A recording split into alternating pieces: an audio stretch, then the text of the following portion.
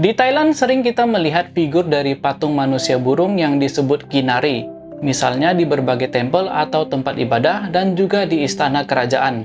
Bentuknya setengah manusia, setengah burung. Dalam literatur Thailand, Kinari ini adalah salah satu makhluk penghuni hutan Himapan yang dipercaya berlokasi di kaki pegunungan Himalaya. Himapan dalam bahasa Thai dan Himawat Pradesh dalam bahasa India. Kinari ini sebenarnya sebutan untuk wanitanya, kalau laki-lakinya disebut Kinon. Cerita Kinari aslinya datang dari India, tapi dimodifikasi sedikit agar bisa diterima oleh masyarakat Thailand setempat. Kinari selalu digambarkan sebagai wanita muda dengan kecantikan yang luar biasa, dan bagian pinggul ke bawah itu seperti burung. Mereka dipercaya bisa terbang menembus alam gaib ke alam manusia dengan mudah dengan sayap mereka. Nah, mereka ini suka mandi atau berenang di telaga atau sungai. Pada waktu berenang, Kinari biasanya melepas sayap dan ekor mereka dan berubah wujud menjadi wanita manusia yang sangat cantik.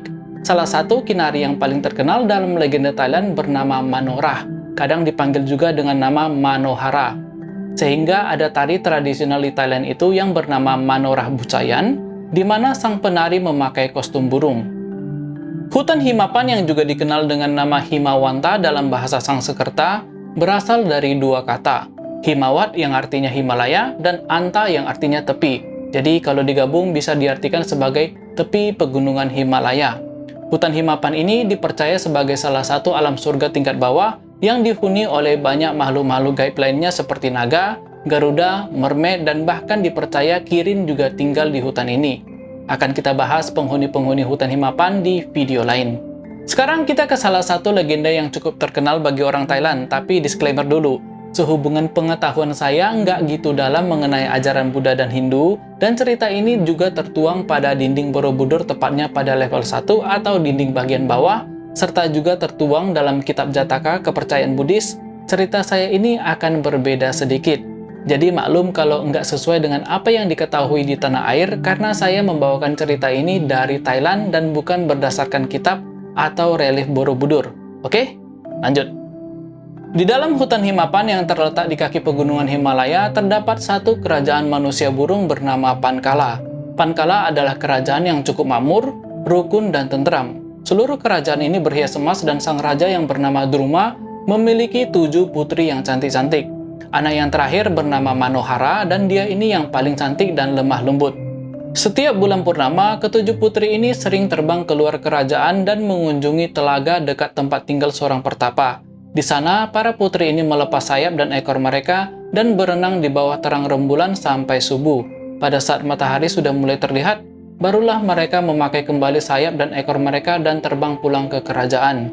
Sementara itu, di kerajaan tetangga yang berlokasi di selatan Himapan, yang bisa dibilang tidak begitu makmur dan rakyat yang tinggal di sana kurang menyukai raja mereka. Pada waktu itu, sang raja mengadakan sayembara berhadiah emas yang banyak bagi siapa yang bisa menangkap naga Janma Citraka dari kerajaan Pankala untuk dibawa ke kerajaan mereka. Naga Janma Citraka ini adalah naga pelindung kerajaan Pankala yang memberkati kerajaan dengan kekayaan dan makanan yang berlimpah. Naga Janma Citraka tinggal di dekat telaga di mana para putri-putri tadi suka berenang. Banyak kesatria yang tergiur dan ikut serta dalam sayembara ini dan mereka semua menuju kerajaan Pankala untuk menangkap naga dengan memasang perangkap. Naga Janma Citraka tahu kalau banyak yang datang untuk menangkapnya, lalu didatanginya lah seorang pemburu bernama Halaka. Sang naga meminta bantuan kepada Halaka untuk menghancurkan seluruh perangkap yang dipasang untuknya. Halaka setuju dan dihancurkannya semua perangkap. Karena merasa berterima kasih, naga Janma Citraka pun memberikan banyak pusaka kepada Halaka, termasuk jerat tali naga. Pada perjalanan Halaka menuju telaga di kerajaan Pankala, dia mendengar suara para Kinari sedang tertawa kecil dan bersenda gurau. Mereka turun terbang dari atas dan melepas sayap mereka lalu bermain air. Bertepatan pada waktu itu, ada pesta berburu yang diadakan kerajaan dari selatan juga. Halaka bermaksud untuk mendapatkan imbalan dari pesta berburu ini. Dia pun menyiapkan jerat naga saktinya dan targetnya adalah Kinari yang paling cantik. Pada saat Manohara keluar dari telaga, dia dijerat oleh Halaka. Manohara berusaha keras untuk lepas dari jerat naga, tapi apapun yang dia lakukan, dia nggak bisa melepaskan diri. Sayap dan ekornya pun diambil agar Manohara nggak bisa terbang. Para saudari Manohara semua ketakutan dan terbang pulang dengan berat hati. Manohara pun dibawa ke kerajaan selatan dan diserahkan kepada seorang pangeran bernama Sudana. Sudana adalah pangeran yang tampan dan baik hati. Halaka menyerahkan Manohara padanya, mau ditawan, dilepas, atau mau diapakan, ya terserah. Tapi Pangeran Sudana malah terpesona kepada kecantikan Manohara. Dia berniat mengembalikan Putri Kinari ini ke kerajaan Pankala. Kemudian Pangeran Sudana melamar Manohara dan Manohara pun setuju. Yang lambat laun, sang putri juga mencintai sang pangeran. Lalu mereka berdua menikah. Pada suatu waktu terjadi pemberontakan di kerajaan selatan dan penasehat kerajaan yang tidak menyukai Sudana merancang suatu ide jahat untuk mengirimkan sang pangeran demi memberantas pemberontak. Biasanya jenderal atau panglima yang dikirim selalu gagal dalam misi ini. Sang raja menyetujui hal ini dan dikirimlah Pangeran Sudana. Sang istri tercinta dititipkan kepada ibunya dan Manohara memberikan permata yang selalu dipakai di keningnya kepada Pangeran Sudana sebagai pelindung. Setelah sang pangeran pergi dalam tugas negaranya, raja yang merupakan ayah dari Sudana mengalami mimpi buruk. Raja lalu menanyakan arti dari mimpinya ini kepada penasehatnya dan diterjemahkan kalau Pangeran Sudana akan merebut tahta dan menjadi pemimpin negara. Sang raja pun merasa takut dan meminta ide dari penasehatnya. Bagi si penasehat, hal ini merupakan hal yang bagus untuk menyingkirkan semua yang disukai atau dicintai sang pangeran. Jadi targetnya ya si Putri Manohara. Penasehat menyarankan kalau ritual korban nyawa perlu dilakukan dan korbannya itu harus bangsa Kinari. Sebenarnya ibu dari Sudana tidak rela untuk mengorbankan menantunya ini. Mendengar hal ini, Putri Manohara menyetujui untuk dijadikan korban, tapi dengan syarat dia ingin menari dengan pakaian dari kerajaan Pankala yang seperti pertama kali dia dibawa ke kerajaan selatan. Sayap dan ekor dipakainya dan api unggun pun dinyalakan. Manohara menari dengan indahnya dan semua orang tertegun dengan keanggunan tariannya. Pada saat musik tarian sudah mencapai klimaks, Manohara melompat ke api unggun dan sayapnya dilebarkan. Dia pun terbang melesat ke atas, lari menuju ke arah kerajaan Pankala. Pada pelarian Manohara, dia berhenti di telaga yang dulu tempat dia sering mandi bersama kinari-kinari lainnya. Manohara menemui pertapa yang tinggal di sana dan menitipkan cincin cap kerajaan Pankala untuk diberikan kepada suaminya. Pangeran Sudana yang kembali sehabis membasmi para pemberontak mengetahui kalau istrinya sudah tidak ada. Dengan rasa kecewa dan sedih, dia mendapatkan penjelasan apa yang terjadi dari ibunya.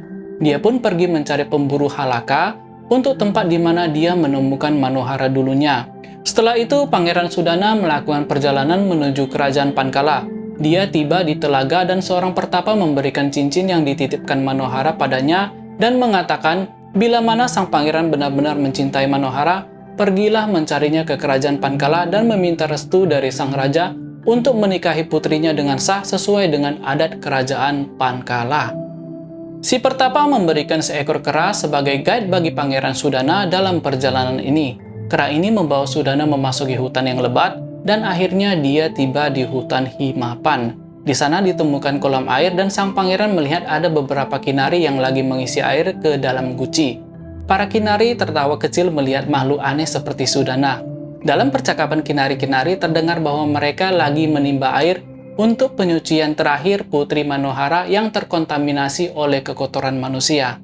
Kera yang tadi membawa Pangeran Sudana menyarankan untuk memasukkan cincin Manohara ke dalam guci dan sang pangeran pun mengikuti saran si kera tanpa diketahui oleh para kinari. Pada saat Manohara dimandikan dengan air tadi, cincin pun terjatuh di pangkuannya. Dengan hati gembira, dia bertanya kepada para pelayan dan akhirnya Manohara tahu kalau Sudana datang untuknya. Manohara bergegas menemui Raja Druma dan menceritakan kalau Pangeran Sudana datang.